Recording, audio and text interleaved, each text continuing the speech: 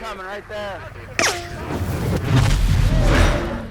All right, we're going to talk about how to survive basic training, but why would you want to go to basic training? Honestly, for a lot of y'all out there, and there's a lot of people that don't know what they want to do with their life. Basic training, the drill sergeants have the job of molding you into future soldiers, right? Marines, if you go into the Marine Corps, same thing, right? And they literally start off, they got to teach you how to walk, how to march, right? Everybody say, well, I don't want to learn how to march. Trust me, that's some of the easiest stuff in the world. And all it is they are teaching you that to maintain a standard.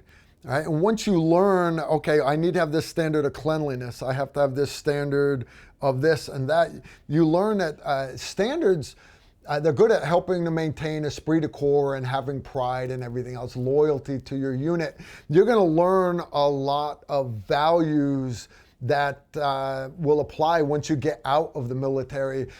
All right, so what is actually basic training? Now we got to remember, I started off in the infantry, so mine was like all one-stop shopping. But no matter what job you go to in the military, for the most part, their basic starts off the same. You're going to end up going to your local MEP station. You'll get all your shots, your physical and everything. You'll get loaded up on a plane, sent down to wherever you've been told to go do basic training. You get there, you're going to get issued your duffel bag full of stuff, and you're going to meet your drill sergeant. He's going to have that Smokey the Bear hat on and that nice starched uniform. His job is, and you're going to be scared to death of him.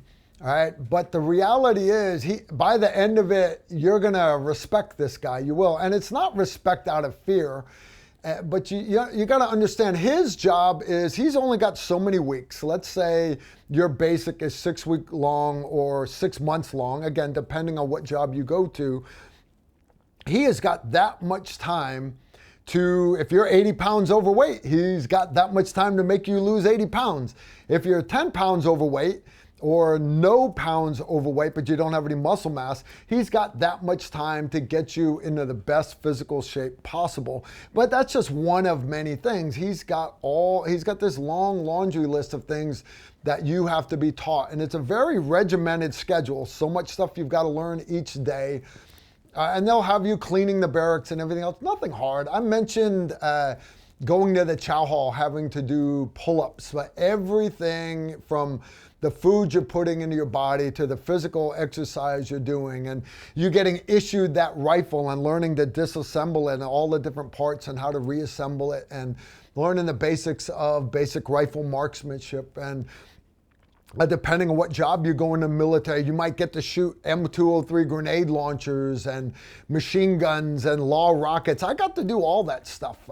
The gas chamber, everybody dreads the gas chamber. A gas chamber is one afternoon. That's all it is. You learn how to use the gas mask. You learn how to use your MOP suit, mission-oriented protective posture, MOPP MOP suit. It's a chemical suit to keep all the chemical agents off of you. You're going to do different things each day, and it never gets boring. It really doesn't.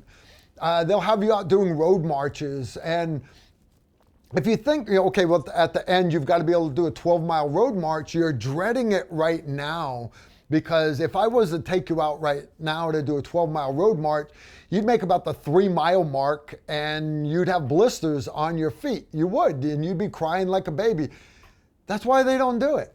Your first road march is like 1.5 miles long, just long enough for you to get a couple baby blisters, maybe a couple hot spots, and then they bring you back and they teach you how to take care of your feet. And then your road march after that'll be 3 miles and then 4.5 miles. They build you up because they have the job of doing it. And one of their biggest jobs is protecting you. Not just from yourself, but from the other trainees. It's not like it's a gang where you've got the public showers and people are just beating each other. No, it's just not like that.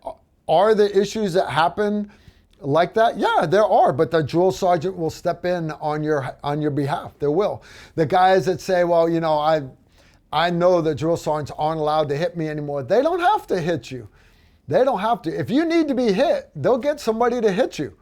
They will. That's not a problem at all. You need to fear your drill sergeant, because if he's trying to instill fear into you, it's probably for a good reason. He's going to tighten up that shot group. You go there with an attitude, he's going to correct that attitude. It is awesome. The amount of stuff that you're going to learn in such a short amount of time. And if you're ever in the area and get a chance to go like Fort Benning, Georgia, and actually go to the parade field and see a infantry basic graduation and see those troops, you look at them and you realize that those were the same kids that were in high school a year prior, and you go, wow, such a change in such a small amount of time. There's just so much that they fit in that short period. Once you're done with basic training, depending on whatever job you pick, like I picked infantry, so to start off with, so I stayed there and just continued doing more machine guns, more rockets, more everything else. Let's say you go be medical or satellite imagery or mechanic. After you're done basic training, then your unit will separate and the mechanics will go do mechanical stuff. Satellite imagery will go learn computers, this, that, and the other. Medical guys will go do medical. And from there, it scales back. Nobody yelling at you anymore. Your instructors will be actually trying to teach you, because you're already in the military by then. You'll learn those more advanced occupational skills, and you become a contributing member to the military, which in turn is going to make you a contributing member of society when you get out. There's just really no downside here. I'm here to tell you the military was exactly what I needed to set me up for success. I was a juvenile delinquent fresh out of high school. I was not ready for college. I definitely was not ready for college. And the military took me, molded me. Whenever I screwed things up, I got my ass chewed. I got punished a little bit, but you know what they did? They had faith in me. They turned the other cheek and they molded me into being the great Green Beret that I was down the road. So anyways, I just want you guys to take a look at it. Basic training is not hard. It's really not. You get to the end of it, so you're in better shape when you get to the end of it. So you've learned more stuff by the time you get to the end of it. Was that really a bad thing at all? It's really not. As a matter of fact, almost everybody looks back at basic training and they don't even remember it. They really don't, because from there you're going to go on to do so many better, more exciting and adventurous things in the military, and you'll be like, basic training was just a stepping block. So anyways, give it thought. If you're scared to go to basic training, don't be. Basic training is a freaking cakewalk. Not hard at all. If you don't think you can make the standard, then maybe you need to look at yourself in the mirror and say you're a burden on society, right? And you need to do better, right? That's just the truth. A lot of people don't want to hear it. Basic training will make you a better person. Y'all take care and shoot straight.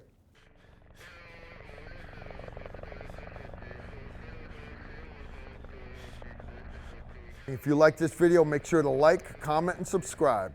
Also, make sure you follow us on Facebook, Instagram, and Twitter so you don't miss out on anything.